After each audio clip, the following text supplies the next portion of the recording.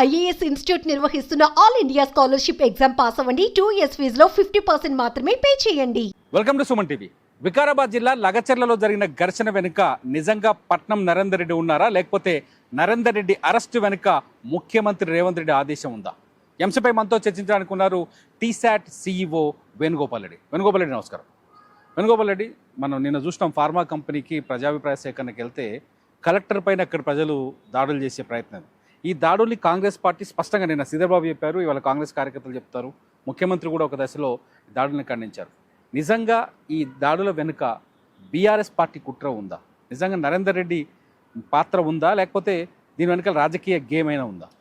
ఏ game ఉన్నా ఒకటి, పట్నం నరేందర్ రెడ్డి గారి యొక్క హస్తము, కేటీఆర్ గారి యొక్క హస్తము ఇందులో ఉందనేది స్పష్టంగా అర్థమైంది. ఒక కలెక్టర్ మీద దాడి చేయించారు, అంటే దాడి చేయించి అల్లర్లు సృష్టించాలని ఒక ప్రయత్నం చేశారు. అంటే అవసరమైతే హత్యలు కూడా చేయించాలనే కుట్ర చేసినట్టుగా మనకు స్పష్టంగా కనపడుతున్నది. ఓకే, ఇందులో అతను టీఆర్ఎస్ సంబంధించిన కార్యకర్త, నేమ్ అవసరం లేదు, సురేష్ అని చెప్తున్నారు. అతను వచ్చి కలెక్టర్ గారి దగ్గరికి వచ్చి ఇక్కడ ఇప్పుడు ఎవరు లేరు, మీరే అక్కడికి రావచ్చు కదా అని ఒక అడిగిన విధానం చూసిన ఒక సినిమాటిక్గా ఉంది. ఓకే, సినిమాలో ఒక రౌడీలు ఒక ట్రాప్ చేసి తీసుకుపోయి మర్డర్లు చేస్తారు చూసినావా, ఆ టైపులో స్కెచ్ చేసినట్టుగా కనపడుతున్నది. ఎంత దారుణం! అసలు ఏం జరిగింది అక్కడ? ఇప్పుడు ఒకటి భూసేకరణకు సంబంధించి ఎప్పుడైనా ఒక ప్రభుత్వం ప్రజాస్వామ్యబద్ధంగా పోవాలనుకున్నప్పుడు ప్రజల నుంచి విన్నపాలు తీసుకుంటుంది, భూసేకరణ చేయాలన్నది అది పద్ధతి. ఇప్పుడు వాళ్ళలాగా భూసేకరణ చేయొద్దు అనేది ఈ ప్రభుత్వం యొక్క భావన. కలెక్టర్లు ఉన్న అధికారులు అక్కడికి వెళ్ళి భూసేకరణ, మనం ఇట్లా కంపెనీ పెట్టాలనుకుంటున్నాం, మీకు ఎంత నష్టపరిహారం కావాలి, ఏం కావాలి, మీ యొక్క డిమాండ్ ఏంది, ఏంటి, అక్కడ ఉన్న పరిస్థితులు ఏంది, ఆ భూమి యొక్క విలువ ఏంది, ఇవన్నీ కూడా అక్కడ ఉన్న చెట్టు ఏంది, తోటలు ఏంది, ఇవన్నీ కూడా అంచనా వేసుకొని దీనికి ఎంత విలువ కట్టించాలి, ఇట్లాంటివన్నీ కూడా ఏదైనా ఒక కంపెనీ పెట్టే ముందు ప్రజల యొక్క అభిప్రాయాన్ని సేకరించాలి. అభిప్రాయాన్ని సేకరించి మరి కంపెనీలు పెడితే మా పరిస్థితి ఏందని ప్రజలు అడుగుతారు. అడిగినప్పుడు ఈ విధంగా మీకు నష్టపరిహారం ఇస్తాము, ఈ విధంగా మీకు లాభం చేకూరుస్తాము, అవసరమైతే మీకు మొత్తం ఇండ్లు పోతే ఇండ్లన్నీ హౌస్ టు హౌస్ ఇస్తాము, భూసేకరణ విషయంలో ఉంటుంది, ఇవన్నీ ఉంటాయి. ఒక ప్రజాస్వామ్య బద్ధంలో ఒక డెమోక్రటిక్గా భూసేకరణ చేయాలని ప్రభుత్వం యొక్క భావన. మీరు అది ఏది చేయనీయకుండా మీ మనుషులను, కార్యకర్తలు, కొంతమంది మీకు సంబంధించిన అనుచరులను తీసుకొచ్చి అక్కడ పెట్టి ట్రాబ్లోకి దించి దాడులు చేసి హత్యలు కూడా చేయాలని భావించి అల్లర్లు సృష్టించి మొత్తం ఒక గందరగోళాన్ని సృష్టించి ప్రభుత్వాన్ని బదనాం చేయాలని ఒక కుట్ర కోణం కనపడ్డది ఇందులో స్పష్టంగా. ఎవరికైనా చూస్తే మీరు చూడండి, పట్నం నరేందర్ రెడ్డి గారు చేసిన వ్యవహారమైన, అతను పంపిన అనుచరుడు ఏ విధంగా కలెక్టర్ గారితో మాట్లాడారు, అది చూస్తే భయమవుతుంది, ఇట్లా కూడా చేస్తారా అని. సో ఇట్లా ట్రాప్ చేసి ఈ విధంగా చేసి దాడులు చేసి మొత్తము అల్లర్లు సృష్టించాలని అనుకున్నారు. అది దీనికి అంతకన్నా ముందు ఏదైనా ఒక విచారణ జరుగుతున్నప్పుడు వీళ్ళు ఎవరెవరితో మాట్లాడారు, ఏంటి, కాల్ డాటా తీస్తారు కదా, ఎవరెవరికి ఈ సమయంలో కాల్స్ పోయినాయి, ఏం పోయింది అనేది విచారణ చేస్తున్నప్పుడు జరుగుతాయి కదా. మొత్తం పట్నం నరేందర్ రెడ్డి గారితో, కేటీఆర్ గారితో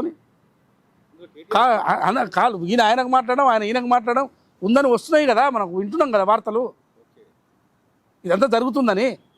సో ఇది ఒక కుట్ర చేయడానికి ఇప్పుడు జరుగుతున్న మొత్తం. ఎందుకంటే వీళ్ళు ఎందుకో వాళ్ళంతా గాయ తిరుగుతున్నారు వాళ్ళు. ఢిల్లీకి ఉరుకుతున్నారు, పదే ఢిల్లీకి పోతున్నారు, ఇంకో దాని మీద ఆరోపణ చేసే ప్రయత్నం చేస్తున్నారు, ఇంకో దాన్ని ఆరోపణ చేసే ప్రయత్నం చేస్తున్నారు.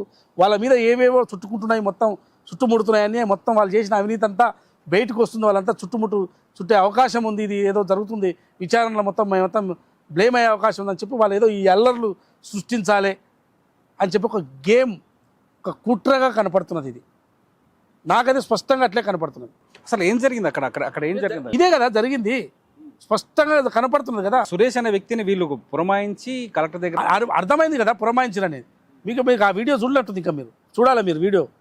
అంటే వీళ్ళు అమాయకులను కూడా అందులోకి దించి అల్లరి సృష్టించంటే, నేను ఇప్పుడు ఈ కుట్ర చేయించేది కింద ఉన్న వాళ్ళ అనుచరులు, వాళ్ళ కార్యకర్తలు చేస్తారని నేను అంటారు. వాళ్ళ కార్యకర్తలు ఈ విధంగా పురమాయించి, వాళ్ళకి ఇదంతా పురమాయించి ఈ పని చేసి పోతే ఏముంది, వాళ్ళ కార్యకర్తలే కదా పోయే, దాడులు జరిగి దెబ్బలు తిని. కానీ కేటీఆర్ కానీ అంటే పోలీసు ఒకవేళ అట్లా ఏమైనా జరిగి అక్కడ గలాట మొత్తము దాడులు జరిగితే పోతే వాళ్ళ కుటుంబాలు పోతాయి, వీళ్ళవి పోవు కదా. కానీ అరెస్టుకు ముందు ఈ నరేందర్ రెడ్డి గారి పట్ల నరేందర్ రెడ్డి కుటుంబాలు, కేటీఆర్ కుటుంబాలు నష్టపోవు కదా. నరేందర్ రెడ్డి చాలా కింద ఉన్న గ్రౌండ్ లో ఉన్న ప్రజలు నష్టపోతారు. కానీ వేణు గారు, నరేందర్ రెడ్డి చాలా స్పష్టంగా మాట్లాడారు. సురేష్ బీఆర్ఎస్ కార్యకర్త కావచ్చు, సురేష్ బీఆర్ఎస్ పార్టీలో యాక్టివ్ ఉన్న మెంబరే, మా యువ నాయకుడే.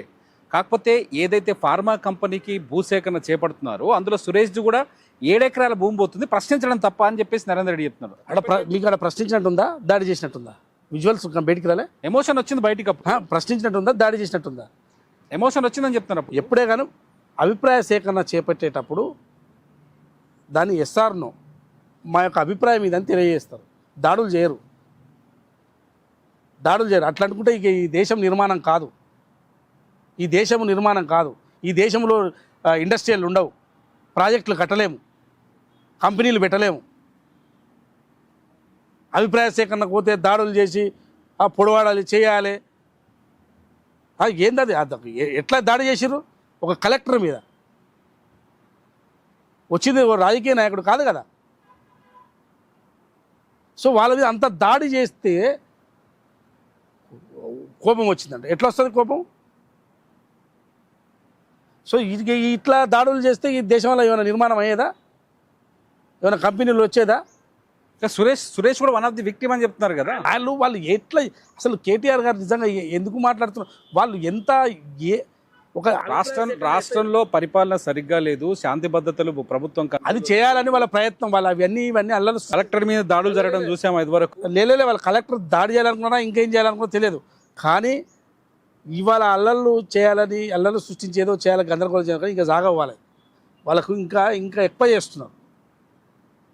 అది కరెక్ట్ పద్ధతి కాదు, ప్రజాస్వామికంగా పద్ధతి కాదు. మొత్తం మేము చెప్పిందే సాగాలి అంటే కుదరదు అట్లా. వాస్తవానికి అక్కడ ప్రజలు ఏమనుకుంటున్నారు? ఫార్మా ఇండస్ట్రీని ఆహ్వానించారు. ఏదైనా ఒకటండి తిరుమల గారు, మీరు ఒక్కటే గుర్తుపెట్టుకోండి.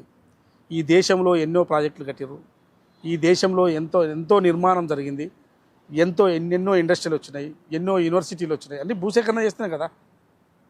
ఇవన్నీ కొత్త యూనివర్సిటీలు వచ్చినాయి, కొత్త హాస్పిటల్స్ వచ్చినాయి, ఇవన్నీ భూసేకరణ చేస్తూనే అయినాయి కదా.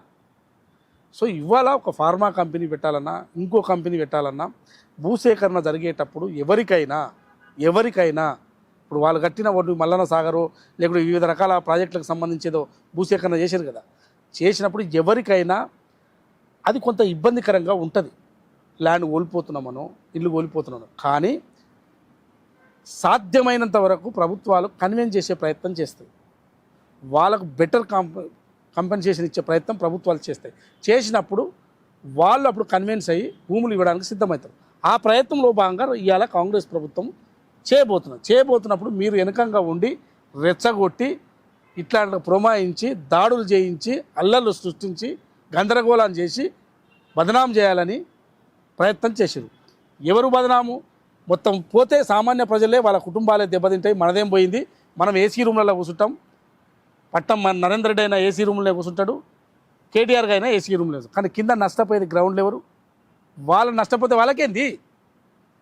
కానీ ఈ ప్రభుత్వం అట్లా చూస్తూ ఊరుకోదు, వాళ్ళని కన్విన్స్ చేస్తుంది, మీరు చేసిన తప్పులు బయట పెడుతుంది. అది గుర్తుంచుకోండి తస్మాత్. నరేందర్ రెడ్డి అరెస్ట్ వెనుక ఎటువంటి కుట్ర లేదంటారు. ఎట్లా ఉంటుందండి? ఎవరు కుట్ర ఉంటుంది? ఎందుకు ఉంటుంది? ఏముంది? ఆయన ఇప్పుడు ఆయన మంచి పని చేసిండా? ఏం పని చేసిండు ఆయన? ఒక కుట్ర చేసిండు ఒక కలెక్టర్ మీద. ఇది మొత్తానికి లగచెర్ల ఘర్షణ వెనుక బీఆర్ఎస్ కుట్ర ఉంది, బీఆర్ఎస్ హస్తం ఉంది అనేది వేణు అభిప్రాయం. చూస్తూనే ఉండండి సుమన్ టీవీ. నమస్తే.